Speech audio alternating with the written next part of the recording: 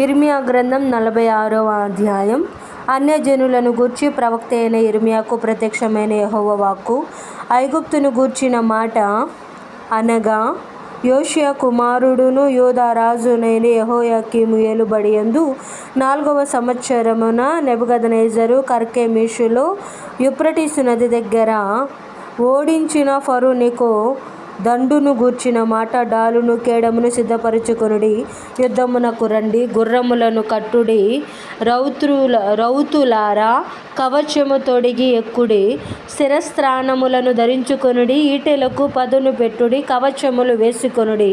నాకేమి కనబడుచున్నది? వారు ఓడిపోవుచున్నారు, వెనక తీయుచున్నారు, వారి బలాఢ్యులు అపజయము నొందుచున్నారు, తిరిగి చూడక వేగిరముగా పారిపోవుచున్నారు. ఎటు చూచిన భయమే.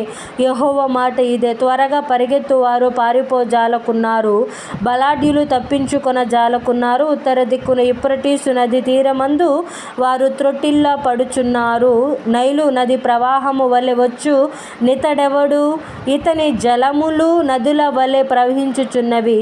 ఐగుప్తీయుల దండు నైలు నది వలె ప్రవహించుచున్నది. దాని జలములు తొనకనట్లుగా అది వచ్చుచున్నది. నేనెక్కి భూమిని కప్పెదను, పట్టణమును దాని నివాసులను నాశనము చేసెదను.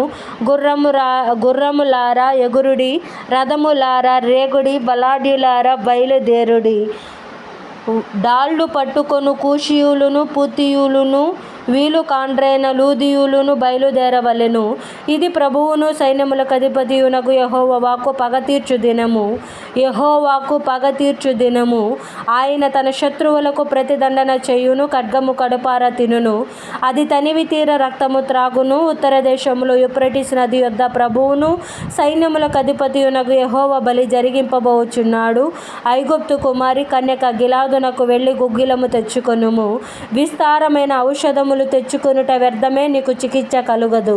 నీకు సిగ్గుమాలిన సంగతి జనములకు వినబడెను. నీ రోదన ధ్వని దేశమందంతటా వినబడుచున్నది. బలాఢ్యులను తగిలి కూలుచున్నారు, ఒకని మీద ఒకడు పడి అందరూ కూలుదురు.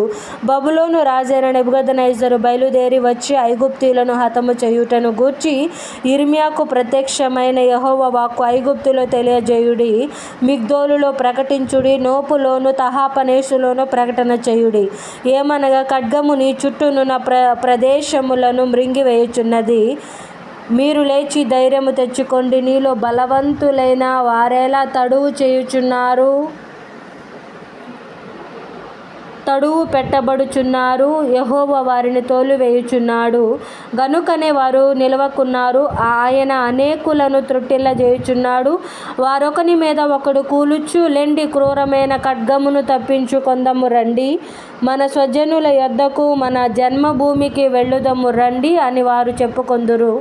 ఐగుప్తు రాజుకు ఫరో యుక్త సమయము పోగొట్టుకొను వాడనియు, వట్టి ధ్వని మాత్రమే అని వారచట చాటించిరి. పర్వతములలో తాబోరు ఎట్టిదో, సముద్ర ప్రాంతములలో కర్మేలు ఎట్టిదో, నా జీవము తోడు అతడు అట్టివాడై వచ్చును. రాజును సైన్యములకు అధిపతియునగు యెహోవా వాక్కు ఇదే. ఐగుప్తు నివాసులారా, నోపు పాడైపోవును, అది నిర్జనమే కాల్చబడును. ప్రయాణమునకు కావలసిన వాటిని సిద్ధపరచుకొనుడి.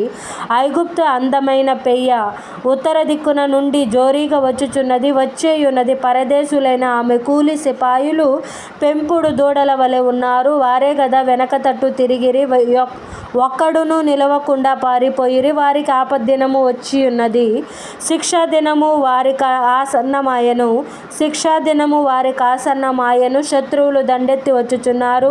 మ్రానులు నరుకు వారి వలె గొడ్డన్లు పట్టుకొని దాని మీదకి వచ్చుచున్నారు. ఆలకించుడి, ఆమె ధ్వని ప్రాకిపోవు పాము చప్పుడు వలె వినబడుచున్నది. యెహోవా వాక్కు ఇదే. లెక్కలేని వారై మిడతల కన్నా విస్తరింతురు. చొర సౌఖ్యము కాని ఆమె అరణ్యమును నరికివేయుదురు. ఐగుప్తు కుమారి అవమానపరచబడును, ఉత్తర దేశస్థులకు ఆమె అప్పగింపబడును.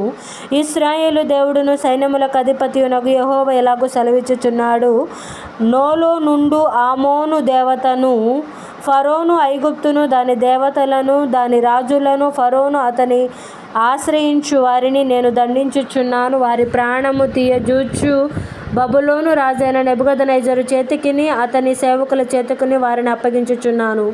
ఆ తర్వాత అది మునుపటి వలెనే నివాస స్థలమగును. ఇదే యెహోవా వాక్కు. నా సేవకుడవైన యాకోబు, భయపడకుము, ఇశ్రాయేలు జడియకుము. దూరములో నుండి నిన్ను రక్షించుచున్నాను. వారున్న చెరలో నుండి నీ సంగతి వారిని రక్షించుచున్నాను. వారున్న చెరలో నుండి నీ సంతతి వారిని రక్షించుచున్నాను.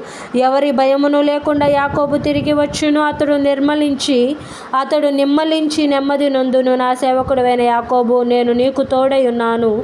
భయపడకుము. నేనెక్కడికి నిన్ను చెదరగొట్టి తినో ఆ సమస్త దేశ ప్రజలను సమూల నాశనము చేసేదను. అయితే నిన్ను సమూల నాశనము చేయును. నిన్ను శిక్షింపక విడవను గాని న్యాయమును బట్టి నిన్ను శిక్షించెదను. ఇదే యెహోవా వాక్కు.